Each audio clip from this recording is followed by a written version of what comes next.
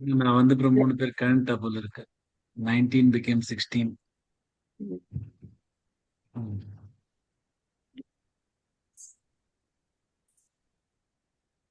ஓ வா. சவுண்ட் கேக்குறதா சொல்லுங்க சார். கேக்குறது கேக்குறது.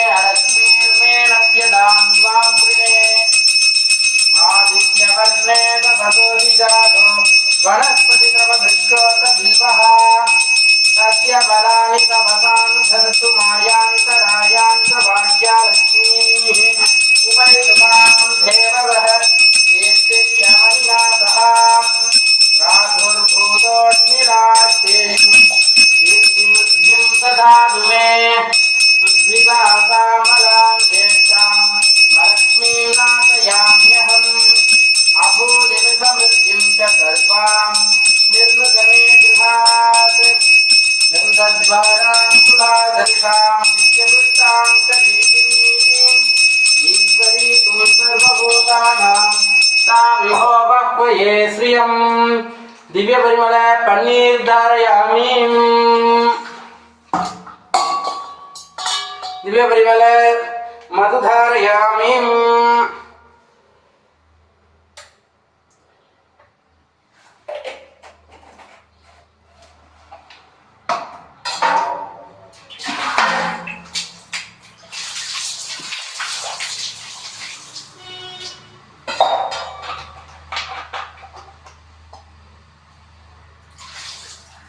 दिव्य परिमल गंधां धारयामि। गंधद्वारा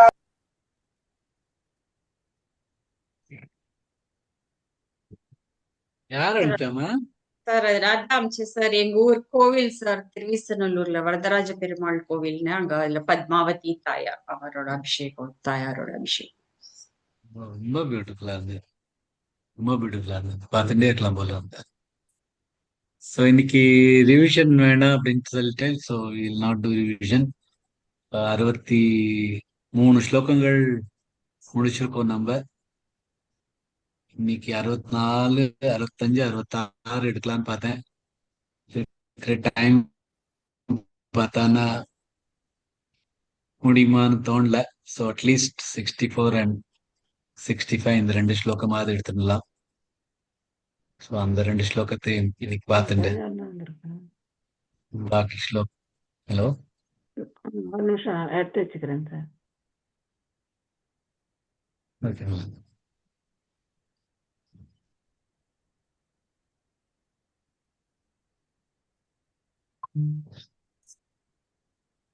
பேஜ் டவுன் பண்ணிட்டே போங்க, அப்பதான் கரெக்டா வரும்.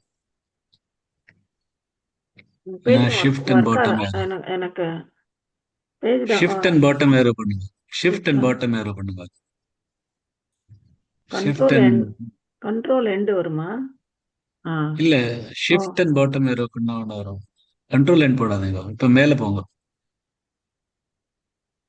மேல போயிடுங்க. கடைசியில வந்துட்டேன் இல்லைங்க. ஃபர்ஸ்ட்ல வந்தானே இப்ப காமிக்கிறது இல்ல. ஆமா, நான் இது ஃபர்ஸ்ட்ல நீங்க வேற ஏதாவது பிடிஎஃப் வச்சுருக்கு. பஞ்சதச நீங்க அது அந்த வந்துட்டா. ஃபுல் 15th வந்துடுது. Okay. Shift and bottom arrow, down arrow போட்டீங்கன்னா ஒரு பேஜா வரும். ஷிஃப்ட் அண்ட் டவுன் ஏரோ இல்ல சார், லெஃப்ட் டவுன் ஏரோ பண்ணினா எனக்கு வரல. வரலையா? சரி, விடுங்க. கொஞ்சம் கொஞ்சமாவே நீங்க நான் பண்ற மாதிரி பண்றேன். பண்ணுங்க. ஆமா.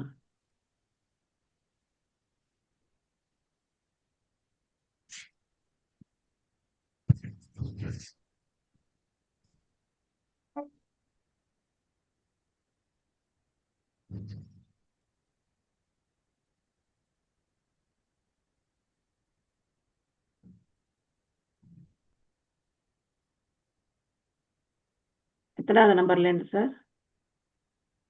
64. 64ல இருந்து இன்னைக்கு.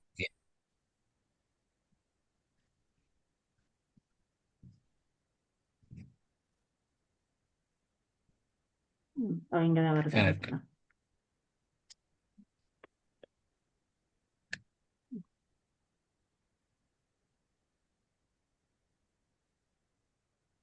So, 63 ஸ்லோகங்கள் முடிச்சிருக்கோம்.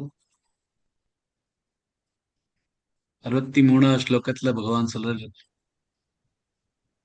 பரம ரகசியமான ரகசியங்களிலே மிகவும் ரகசியமான ஒரு விஷயத்தை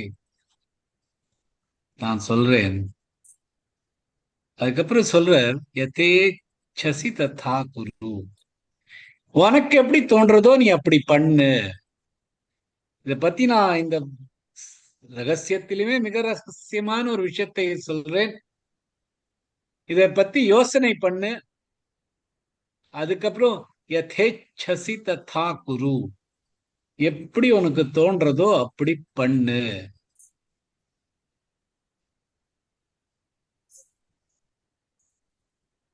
பகவான் வந்து அவர்கிட்ட சொல்ற, ஆர்டர் பண்ற, நீ யோசிச்சு பாரு, நான் எவ்வளவு சொல்லிருக்கேனோ அதை பத்தி சிந்தனை பண்ணு.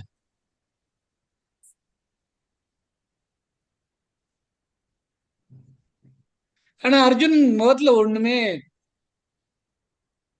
தோணல, ரெஸ்பாண்டே பண்ற மாட்டேங்குது. என்னன்னு பதில் சொன்னாதானே. சோ அதனால பகவான் சொல்ற, உனக்கு எப்படி பண்ணுவோ பண்ணு. அப்படி கேட்டோன்னு தான் அர்ஜுனனுக்கு ஒரு ஷாக் ஆகுது. என்ன, என் கை விட்டுட்டியா என்ன அப்படின்னு அவருக்கு ஒரு பதட்டம் வருது.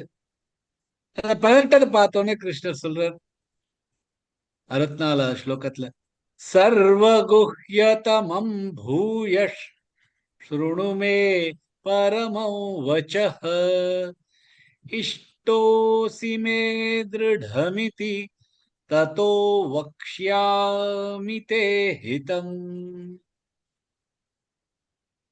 சர்வகுஹ்யதமம் மிக ரகசியமான, பூய மீண்டும், ஸ்ருணு கேள், மே என்னிடமிருந்து, பரமம் வச்சக பரமமான சொற்கள், இஷ்ட சிநேகிதன், அசி உடைய, மே என், திருடம் திருடமான, இதி இவ்வாறு, ததோ அதனால், வக்ஷ்யாமி கூறுகிறேன், தே உன், ஹிதம் நன்மை.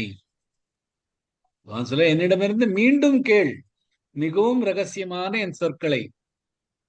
நீ என்னுடைய திருடமான சிநேகிதன், அதனால் நான் உனக்கு எது நன்மையோ அதை கூறுவேன் அப்படின்னு பகவான் சொல்றார். ஒரு க்ஷணமா பார்க்கலாம்.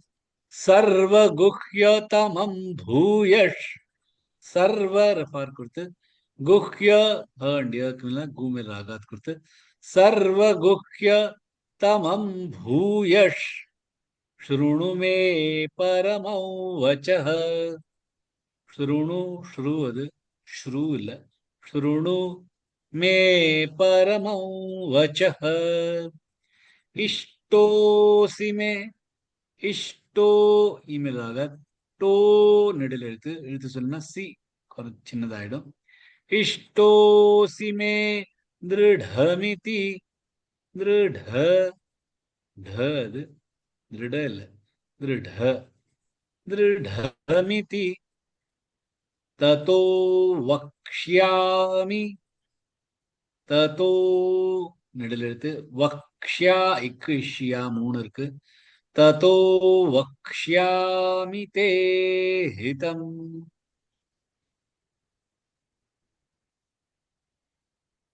நான் சொல்றேன். बालसुब्रमण्यम जी. जय श्री कृष्ण। सर्वगुह्यतमं भूय परमौ वचः इष्टोऽस्मि मे दृढमिति ततो वक्ष्यामि ते हितम्। Good. Very nice. Very nice. सर्वगुह्यतमं भूय शृणु मे परमं वचः.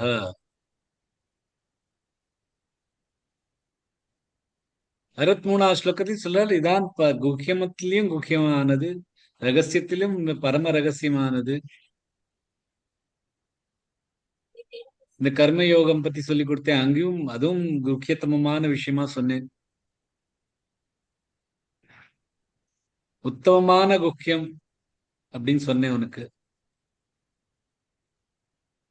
பட் சர்வ குஹ்யத்தமம், எல்லாத்த விடவும் குஹ்யம், சீக்கிரட்டான ரகசியமான விஷயத்தை நான் இது வரைக்கும் சொல்லலை.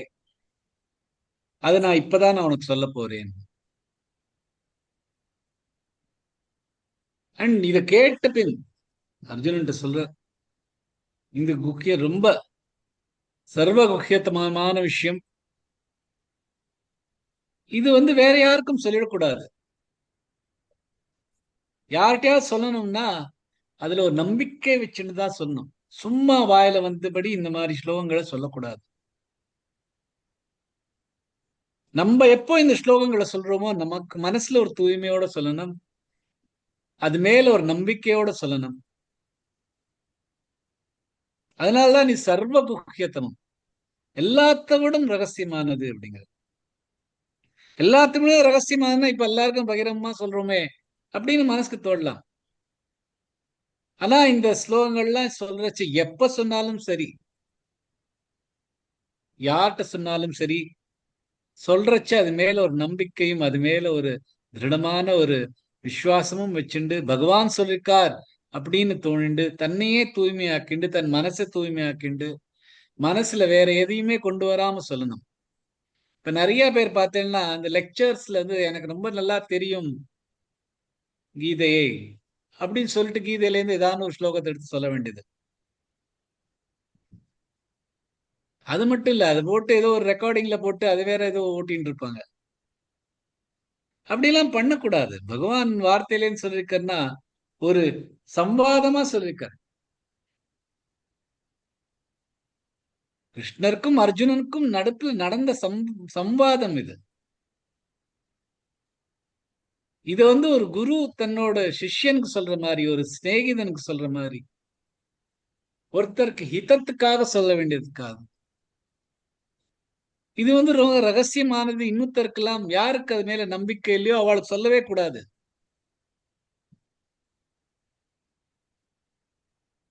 யாருக்கு இது மேல ஒரு பக்தி இல்லையோ, இது மேல ஒரு நம்பிக்கை இல்லையோ அவள்கிட்ட இந்த ஸ்லோகங்கள்லாம் சொல்லக்கூடாது.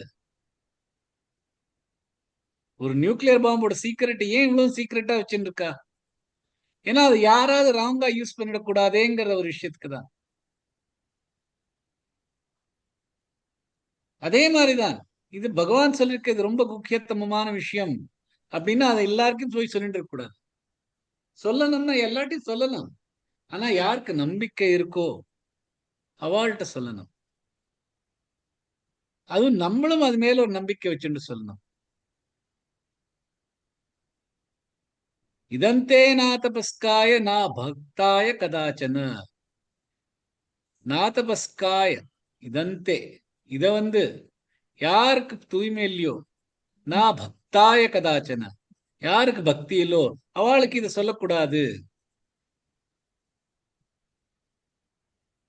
தான் பகவான் சொல்ற சர்வகுஹ்யதமம் பூய.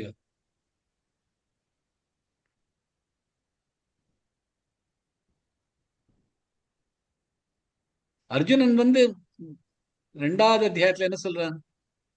கார்பண்ய தோஷோபஹத ஸ்வபாவ பிருச்சாமி த்வாம் தர்ம சம்மூட சேதாக யச்ரேயஸ்யான்னிஷ்சதம் ப்ரூஹி தன்மே சிஷ்யஸ்தேஹம் ஷாதிமான் த்வாம் பிரபன்னம். ஒரு கவர்டைஸ்ல, ஒரு கார்பண்ய தோஷத்துல, ஒரு பயம், அந்த கவர்டா, அதாவது பயத்துல, அந்த தோஷத்துல என்னோட சம்மூட சேதா, என்ன சேதனை அப்படியே மூடமா இருக்கு. யச்ரேயஸ்யான் நிச்சிதம் ப்ரூஹி தன்மே, எனக்கு எது ஸ்ரேயமானதுன்னு நீ சொல்லு. சிஷ்யஸ்தேஹம் ஷாதிமான் துவாம் பிரபன்ன, நான் உனக்கு சிஷ்யன், அதுக்கு தகுந்தாப்பு சொல்லு அப்படின்னு கேட்கறதுக்கு தான் பகவான் இதெல்லாம் சொல்றார்.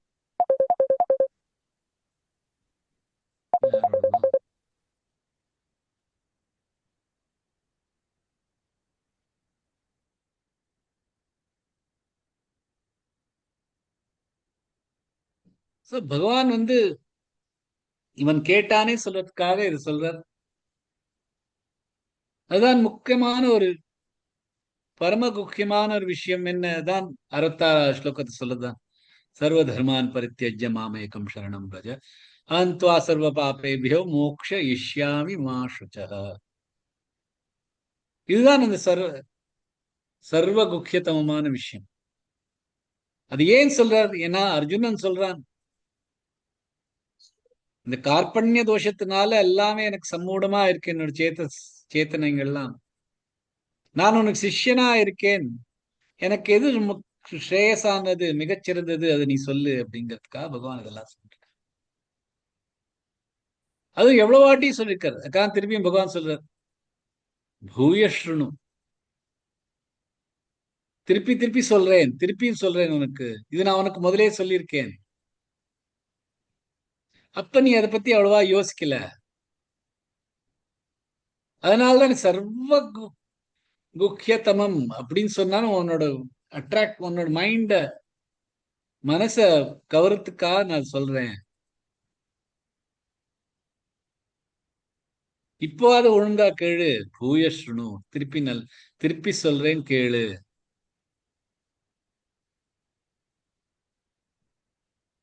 ஏன்னா பகவான் இந்த அத்தியாயத்திலேயே சொல்லிருக்க, 57 ஸ்லோகத்திலையும் சொல்றார், என் மேலேயே மனசை வச்சுக்கோ, என் மேல மனசை வச்சுட்டுக்கோ, உன்னோட எல்லா தடைகளையும் நான் எடுத்துருவேன். 58 ஸ்லோகத்தை சொல்றார். அதுக்கெல்லாம் சர்வ முக்கியத்தமும் சொல்லல. அதனால அர்ஜுனனும் ரொம்ப அதை கவனிச்ச மாதிரி தெரியல. நீ கவனிக்கலையே அப்படின்னா நீ எதெல்லாம் நான் சொல்லணும் கேளு, இல்ல அதுக்கு இதெல்லாம் கேட்டுட்டு யோசிச்சுட்டு உனக்கு என்ன பண்றதோ பண்ணு அப்படிங்கிற மாதிரி சொன்னார். அவன் திடுக்கிட்டு பார்த்ததுனால பகவான் இப்ப சொல்ற, நான் திருப்பியும் சொல்றேன், இது இருக்கிறதுக்குள்ளேயே சர்வ குக்கியத்தமம், ரகசியங்களிலே பரம ரகசியமான ஒரு விஷயம், நான் உனக்கு திருப்பி சொல்றேன் கேளு. ஏன் சொல்கிறேன்? ஏன்னா இஷ்டோசிமே திருடமிதி. போன ஸ்லோகத்துல சொன்னார், திட்டுற மாதிரி சொன்னார், உனக்கு என்ன பண்ணுமோ பண்ணு. ஒரு டீச்சர் நமக்கு சொல்லி கொடுக்கச்சு இந்த மாதிரி சொன்னானா அதை விட ஒரு அவமானமான ஒரு விஷயம் கிடையாது, ஒரு திடுக்கிடுகிற ஒரு விஷயம் கிடையாது, அதை விட ஒரு பனிஷ்மெண்ட் நமக்கு ஒண்ணும் கிடையாது. அர்ஜுனன் அதை கேட்டோன்னு ரொம்ப தடுமாறி போயிடுறான், என்ன இப்படி கைவிட்டாளே அப்படிங்கிறது. அந்த ஒரு பயத்தை எடுக்கிறதுக்காக பகவான் சொல்றார், இஷ்டோசிமே, நீ எனக்கு ரொம்ப இஷ்டமானவன். அர்ஜுனன் இந்த மாதிரி தடுமாறாம இருந்தாருன்னா பகவான் இந்த வார்த்தையை சொல்லாம இருந்திருக்கலாம். ஆனா பகவான் பார்த்தார், அர்ஜுன் நான் இப்படி சொன்னோன்னு, உனக்கு என்ன பண்ணுமோ பண்ணு அப்படின்னு சொன்னோன்னு பயந்து போயிட்டான். அதனால திருப்பி சொல்றார், இஷ்டோசிமே திருடமிதி. பகவான் தன்னோட பக்தர்கள் எல்லாருமே அவருக்கு இஷ்டமானவர் தான்.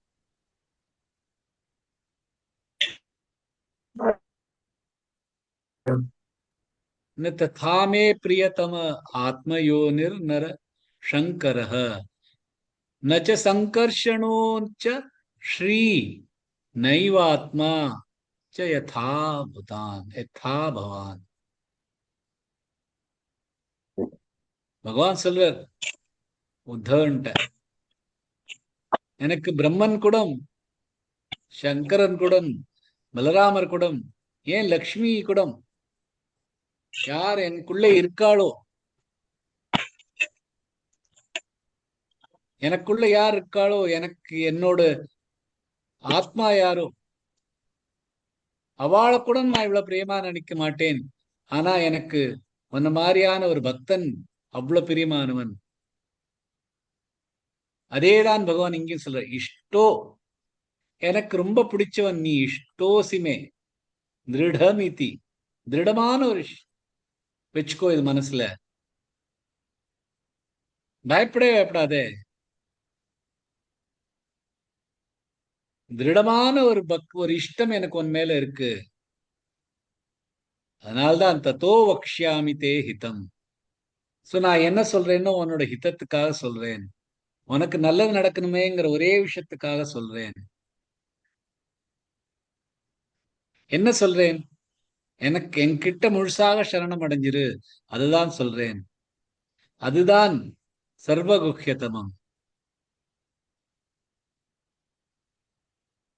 அது எதுக்காக சொல்றேன்? உன்னோட ஹிதத்துக்காக சொல்றேன். எனக்கு இதுல இருந்து ஒண்ணும் கிடைக்கிறதுக்குன்னு இல்ல, உன்னோட ஹிதம். பகவான் நம்மள்டையும் சொல்ற, உங்களோட ஹிதம் என்ன? என்னிடம் சரணம் அடைகிறது. நான் சொல்றது உங்களோட ஹிதத்துக்காக சொல்றேன்.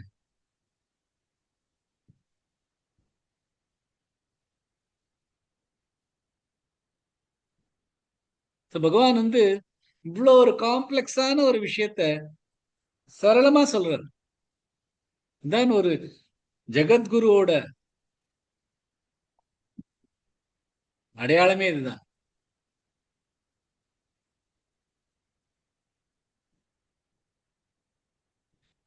மறக்க கூடாது அவர் என்ன சொல்றது. ஒரு டீச்சர், நல்ல டீச்சர் யாரு?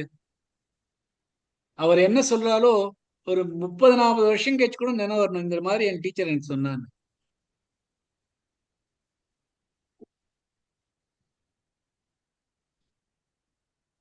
பகவத்கீதை ரொம்ப காம்ப்ளெக்ஸ் ஆனது. இதுல நிறைய விஷயங்கள் இருக்கு.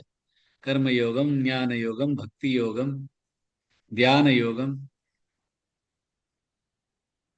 அதுல ஒவ்வொரு வார்த்தைகளும் ஒவ்வொரு மாதிரியா நிறைய வாட்டி கன்ஃபியூசிங்கா யூஸ் பண்ணுவார்.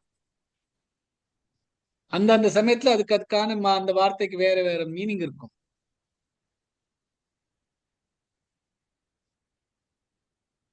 சோ அது புரியறதெல்லாம் கஷ்டம். அதனாலதான் பகவான் இப்ப எல்லாத்துலயுமே ஒரு சாராம்சமா கொண்டு வர்றார் அர்ஜுனனுக்கு புரியறதுக்கு.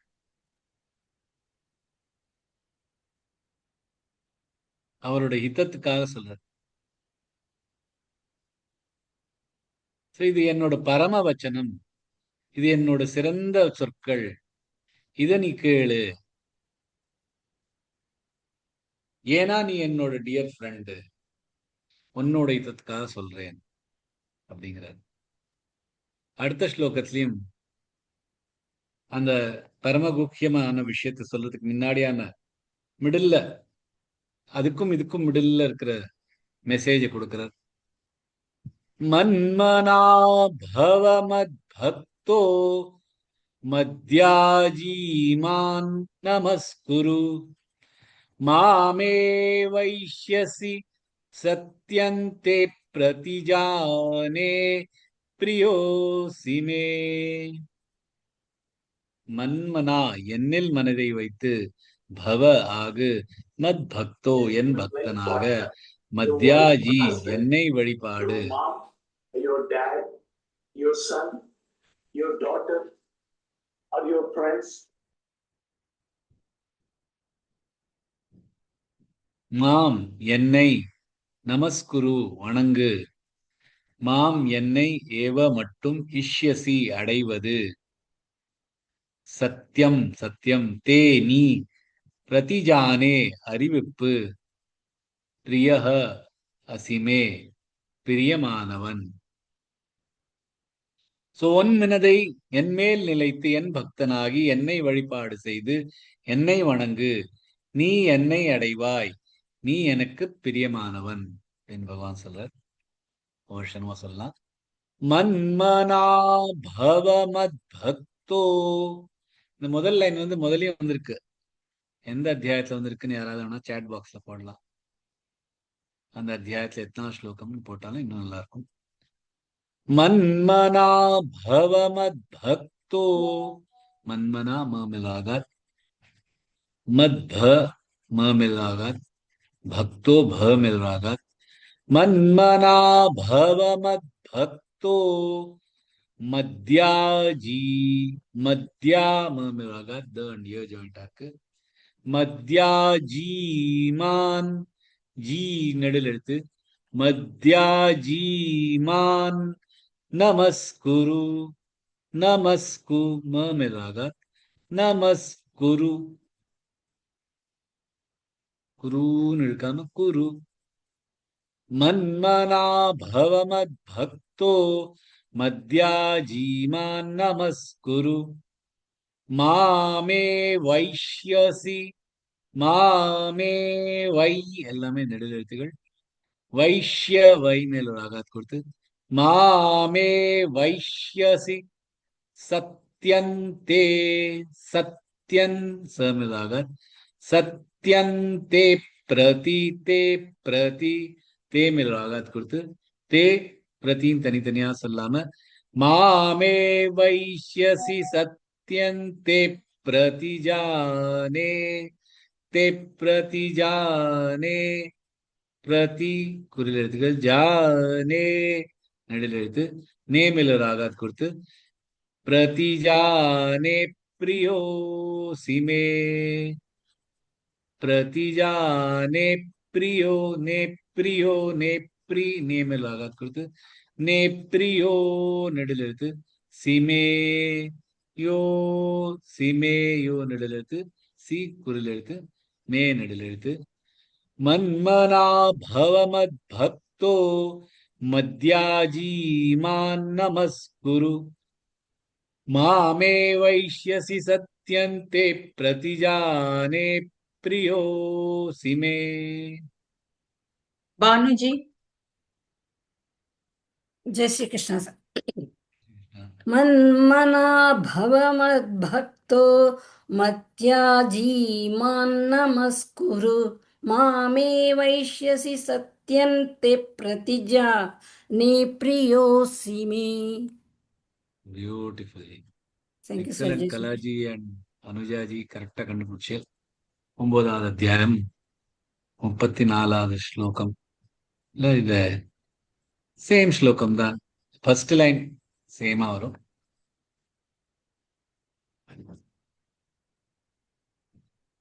சோ பகவான் சொல்றார் மத் பக்தா, என்னோட பக்தன்.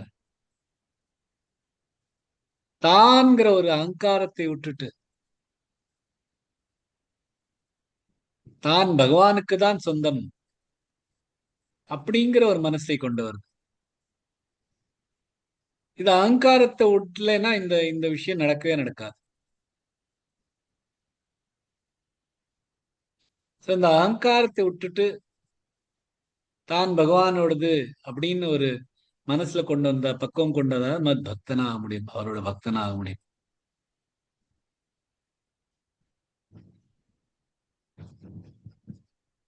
சோ நான் ஒருத்தனோட பக்தனா ஆனேன்னா அவரை ஒரு அந்த பரம நிலையில கொண்டு வந்துட்டு அப்புறம் அவரோடதே நான் ஆயிடுவேன்.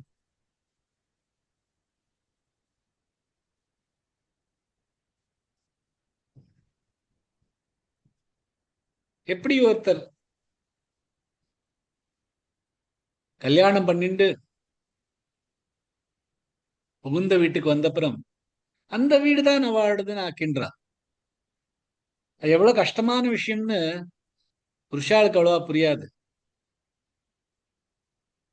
ஆக்சுவலி அந்த மனைவிக்கும் அப்ப புரியாது. தன்னோட கோத்திரத்தை விட்டு தன்னோட இன்னும் தன் ஹஸ்பண்டோட கோத்திரத்தை எடுத்துட்டு அவா வீடே தன் வீடா ஆக்கிண்டு, ஆனா ஒரு 5-6 வருஷம் கழிச்சு பார்த்தேன்னா இதுதான் தன் வீடுன்னு வச்சுப்பா. அவளை காய்கிடுவா, அந்த வீட்டுக்கு தான் அப்படின்னு ஆக்கின்றுவா. இது ஒரு ப்ராசஸ். ஆனா இந்த நம்மள தர்மத்துல அது சகஜமா ஆறுது.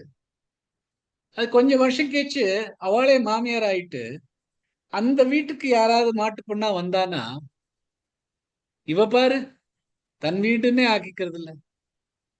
என் வீட்டுல அவ தனி வேற ஒருத்தரோட வீடுன்னு தான். அப்ப அது தன் வீடு ஆக்கின்னு தான் அவ பேசுவா. அந்த வீடு அவளதே இல்ல, அவளே கல்யாணம் பண்ணிருந்தா அந்த வீட்டுல வந்திருக்கா. ஆனா எப்படி ஆயிடுறது பாருங்க, சகஜமா ஆறுது. அதாவது நம்ம தர்மத்துல இப்படி இப்பவும் நடந்துட்டு இருக்குது. அந்த மாதிரி நம்ம ஒருத்தருக்கு பக்தரா ஆயிட்டோம்னா அப்புறம் இந்த பக்தரோட ஒன்றா ஆகிடுவோம். நம்ம எப்படி அந்த மனைவி அந்த வீட்டோட ஒன்றா ஆயிடுறாளோ அந்த மாதிரி அதான் மத் பக்தா.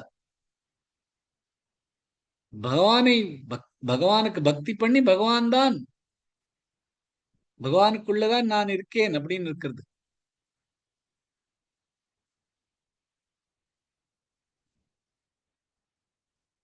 அப்புறம் மன்மனா பவ.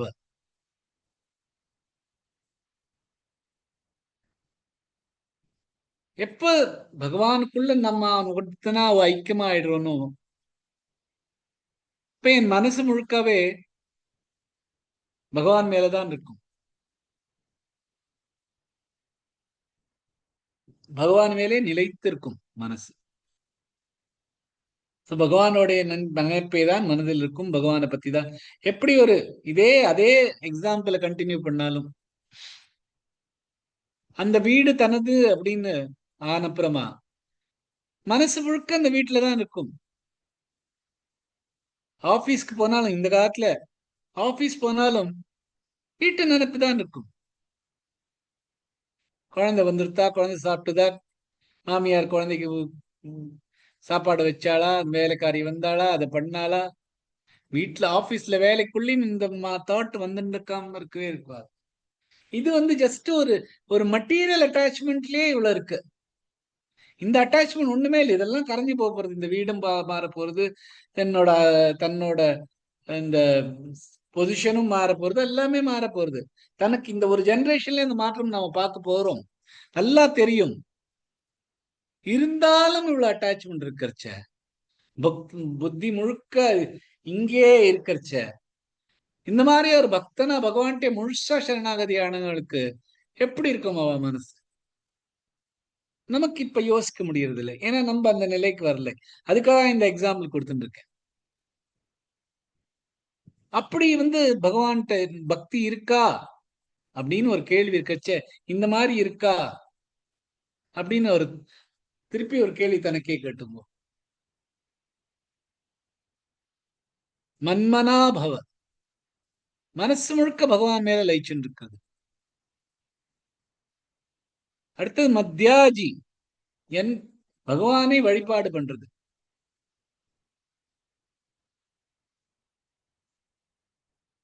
எந்த கர்மங்களா இருந்தாலும் பகவானுக்கு அர்ப்பணிக்கிறது.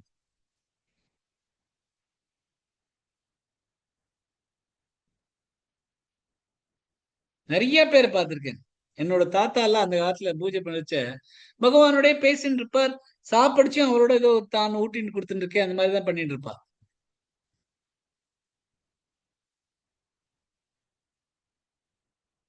பகவான் அப்படி வழிபாடு பண்றது.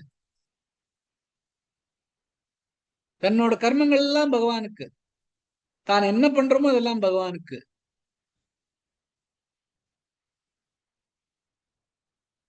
சோ வீட்டுல இருக்க வேலையா இருக்கட்டும் சரி, ஆபீஸ்ல இருக்க வேலையா இருக்கட்டும் சரி, பகவானுக்கு பூஜையா தனியா எடுத்து வச்சு வேலையா இருக்கட்டும், எந்த மாதிரியான ஒரு வேலை இருந்தாலும் சரி, எல்லாமே பகவானுக்கு அப்படின்னு இருக்க வேண்டியது.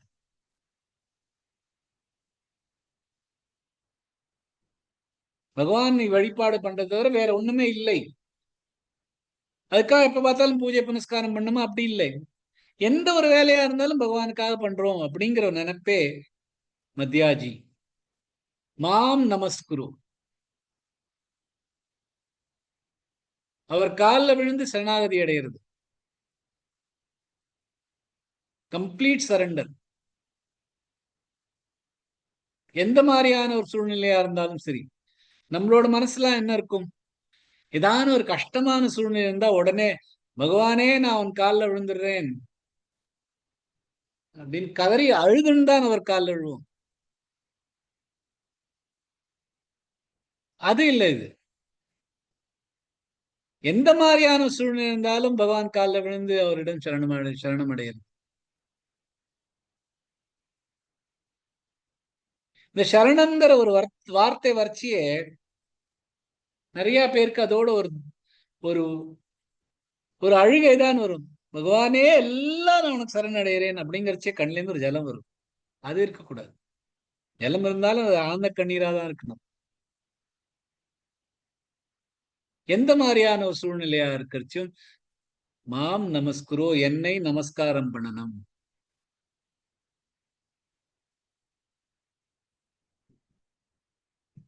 தன்னைத்தானே பகவானுக்கு அர்ப்பணிக்கிறது, தன் கர்மங்களை அர்ப்பணிக்கிறது மத்யாஜி.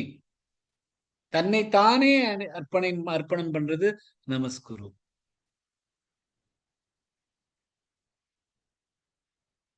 சோ எந்த மாதிரியான ஒரு சூழ்நிலையா இருந்தாலும் பகவான் எனக்கு கொடுத்திருக்கார்.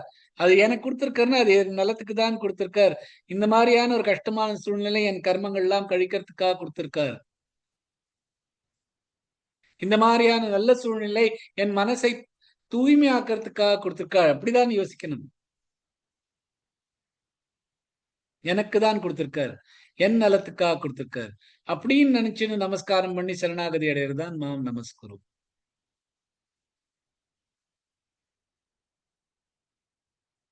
மாமே வைஷ்யசி சத்தியந்தே பிரதிஜானே பிரியோசிமே. பகவான் சொல்றார் அர்ஜுனன்ட்ட, ப்ராமிஸா சொல்றார், என் மேல உன் மனச வச்சுண்டு என்னையே நினைச்சுண்டு என்னையே தொழுதுண்டு எனக்கு நமஸ்காரம் பண்ணிட்டு இருக்கிறது அப்படின்னு வந்தேன்னா நீ என்கிட்ட ஒன்றாகிடுவாய். ஏன்னா நீ எனக்கு பிரியமானவன். பிரியோசிமே.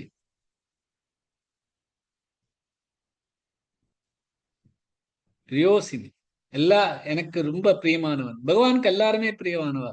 ஏன்னா எல்லாருமே பகவானோட ஒரு துளி தான். என்னோட இருக்கிற துளியில ஒரு துளி நல்லது, ஒரு துளி எனக்கு பிடிக்காது அப்படின்னு இருக்க முடியாது. கடல்ல இருந்து வரக்கிற அலைகள்ல ஒவ்வொரு துளியும் கடலுக்கு தான், கடலுக்கு சமமாக தான் பார்க்கும். இந்த இது அழுக்கு துணியோட துளி, அது நல்ல துளி தண்ணியோட துளி அப்படின்னு பாக்குறது இல்ல. அதுக்கு தெரியக்கூட தெரியாது. எல்லாமே ஒன்றாக பார்க்கறது. ஆமாம், பகவான் சொல்ற அதுக்கப்புறமா நீ என்ன பண்றியோ அதுக்கு தகுந்தாப்புல நான் உன்னை 84 லட்ச யோனிகள்ல உன்னை போடுவேன், உன்னை நரகத்துக்கு அனுப்புவேன். அதெல்லாம் எதுக்கு பண்ணுவேன்னா உன்னை பியூரிஃபை பண்றதுதான், உன்னை தூய்மையாக்குறதுக்கு தான். அதுக்காக எனக்கு உன் மேல பிரியம் இல்லை அப்படின்னு இல்லை.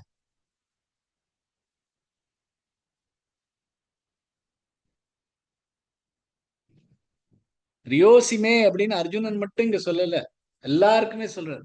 எல்லாருமே பிரியமானவர்.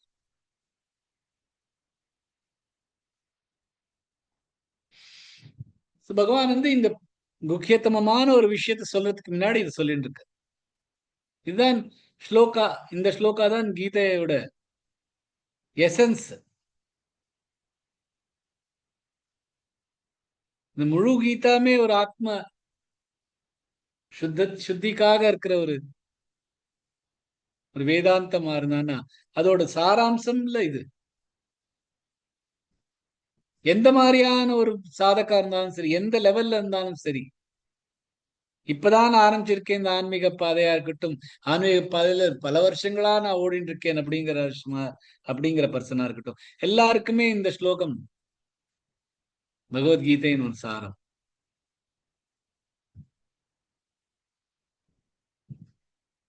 பகவான் சொல்ற முதல்ல என் மேல மனசை வச்சுக்கோ,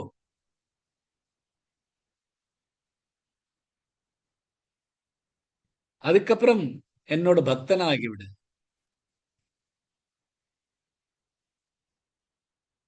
பக்தனாகினா தன்னோட மனசை வந்து என் மேல சேர்க்க முடியும். அது எப்ப முடியும்னா நான் முழுக்க நம்ம பகவான்லயே லயிச்சுட்டு இருந்தாதான் முடியும். தன் என்ன காரியங்கள் பண்றோமோ பகவானுக்கே அர்ப்பணிக்கணும் அப்படின்னு பண்றதுனாலதான் முடியும். அதான் மத்யாஜி. சோ மன்மனா மத் பக்தா மத்யாஜி.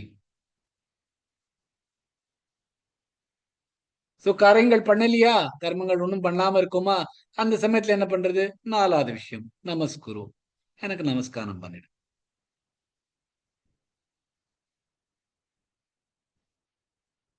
மத் பக்தனா இருக்கு. பிரகலாதன்ட்டு வந்து இரண்யகசிப்பு வந்து நீ என்னடா ஸ்கூல்ல கத்துண்ட அப்படின்னு, நான் பக்தி பத்தி கத்துண்டேன். 9 விதமான பக்தி: சிரவணம், கீர்த்தனம், விஷ்ணு ஸ்மரணம், பாத சேவனம், அர்ச்சனம், வந்தனம், தாஸ்யம், சக்கியமாத்ம நிவேதனம். இந்த மாதிரியான 9 விஷயம், நவவிதா பக்தி கத்துண்டேன். அதுதான் பக்தி. ஸ்ரவணம், கீர்த்தனம், விஷ்ணு ஸ்மரணம், பாத சேவனம், அர்ச்சனம், வந்தனம், தாஸ்யம், சாக்கியம், ஆத்ம நிவேதனம். ஆத்ம நிவேதனம் என்ன கடைசியா சொல்றது? அதான் சரணாகதி.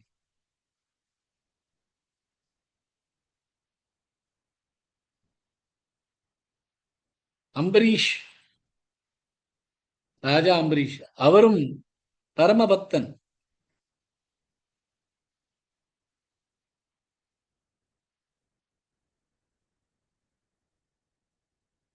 பகவான் இந்த பாகவதத்துல வந்து அவரோட பக்தி பத்தி சொல்லிருக்கு. அம்பரீஷோட மனசு எப்பொழுதுமே பகவானோட, கிருஷ்ணரோட கமல பாதங்கள்ல தான் இருக்குமா. பதாரவிந்தோ. அவரோட பேச்சு வச்சாம்சி வைகுண்ட குணானுவர்ணனே, வைகுண்ட குணானுவர்ணனே, வச்சாம்சி பேசறச்ச பகவானோட வர்ணனையும் தான் பண்ணிட்டு இருப்பாராம். கரோ கைகள், ஹரேர் மந்தின மார்ஜன திஷு, கைகள் எப்பொழுதுமே கோயில்களை கிளீன் பண்ணிட்டு இருக்குமா. அப்புறம் காது, ஸ்ருதி, ஸ்ருதி சகாராச்சுத சத்கதோதயே, காதுகள் எப்பொழுதுமே அவரோட சத்கதா அதுதான் கேட்டு இருக்குமா. கண்கள் முகுந்தலிங்காலய தர்ஷனே திருஷோ, பகவானை பார்க்கறதுல தான் அவரோட கண்கள் இருக்குமா.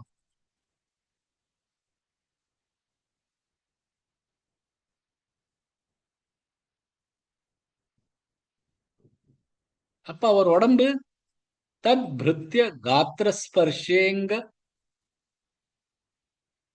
சங்கமம்,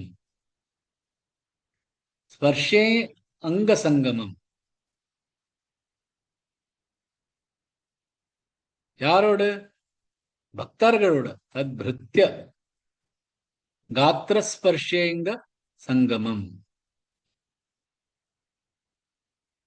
घ्राणञ्च तत्पाद सरोज सौरभे,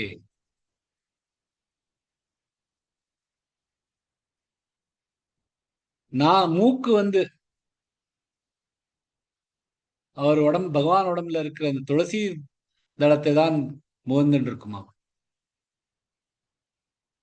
பகவான் காலில் விழுந்திருக்கிற அந்த துளசி தளத்துல தான் எடுத்துட்டு அவருக்கு மோந்துட்டு இருப்பாராம்.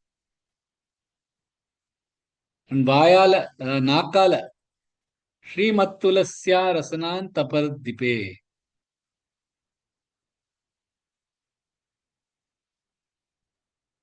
எதை பகவானுக்கு பிரசாதமா கொடுத்திருக்காரோ அதுதான் அவர் நாக்கு பிடிக்குமா. பாதோ ஹரே க்ஷேத்திர பதானு சர்ப்பணே, அதாவது க்ஷேத்திர பதானு சர்ப்பணே, கால்கள் வந்து பகவானோட கோயில்களா அலைஞ்சுட்டு இருக்குமா. ஷிரோ ரிஷிகேஷ பதாபிவந்தனே, தலை எப்பொழுதுமே ரிஷிகேஷனோட கால்ல விழுந்துன்னு கிடக்குமா. தன்னோட உடம்புல இருக்கிற ஒவ்வொரு அங்கமும் பகவானுக்கு அர்ப்பணிச்சுட்டு இருக்க. அந்த மாதிரியான ஒரு அர்ப்பண பாவம், அதெல்லாம் சேர்ந்துதான் மத் பக்த மன்மனாபவ மத்யாஜி நமஸ்குரு, இதெல்லாமே அதெல்லாம் சேர்ந்தது. அந்த மாதிரியான ஒரு பக்தன் எப்பொழுதுமே பகவான் மேல ஒரு, அதாவது பக்தியில இருக்கிறதுனால மனசு எப்பொழுதுமே பகவான் மேல இருக்கணும். பகவான் மேலேயே ஒரே மனசை வச்சுட்டு இருக்கணும். மனசை பகவான் மேல பக்தினால மனசை வச்சுட்டு இருந்தோம்னா எந்த கர்மங்கள் பண்ணிட்டு இருந்தாலும் பகவானுக்கு அர்ப்பணமா பண்ணிட்டு இருக்கணும். அப்படி இல்லையா, இப்ப எப்படி அந்த அம்பரீஷர் வந்து உடம்புல இருக்கிற ஒவ்வொரு அங்கமும் பகவானுக்கா ஏதோ பண்ணிட்டே இருந்தார். அப்படி ஒண்ணும் இல்லையா, உடனே அவர் காலில் விழுந்து நமஸ்காரம் பண்றார். அந்த மாதிரி நமஸ்காரம் பண்ணணும். இந்த மாதிரியான முழுஷா பக்தி பண்ணணும்.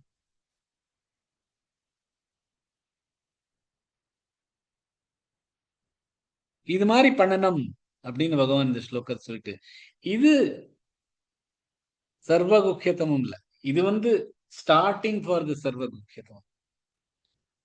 அதாவது இருக்கிறதுக்குள்ளேயே மோஸ்ட் இம்பார்ட்டன்ட் சீக்ரெட் என்ன அப்படிங்கிறது. அதுக்கு முன்னாடி இதெல்லாம் ப்ரிப்பரேஷன் மாதிரி இந்த பகவான் சொல்லிட்டு அடுத்த ஸ்லோகத்துல சர்வ குக்கியத்தமமான ஒரு விஷயத்தை சொல்றார். அது இப்ப நாளைக்கு பார்க்கலாம். இன்னைக்கு பண்ணலான்னு இருந்தோம், நாளைக்கு பார்க்கலாம். ரொம்ப அழகான ஸ்லோகம். அதை பத்தி சொல்லிண்டே இருக்கலாம். அவ்வளோ விஷயங்கள் இருக்கு அந்த அந்த ஒரு ஸ்லோகத்துல. ஏன்னா அது முழு பகவத்கீதையோட சாராம்சமே அந்த ஒரு ஸ்லோகம் தான். அதை பத்தி நாளைக்கு பார்க்கலாம். இன்னும்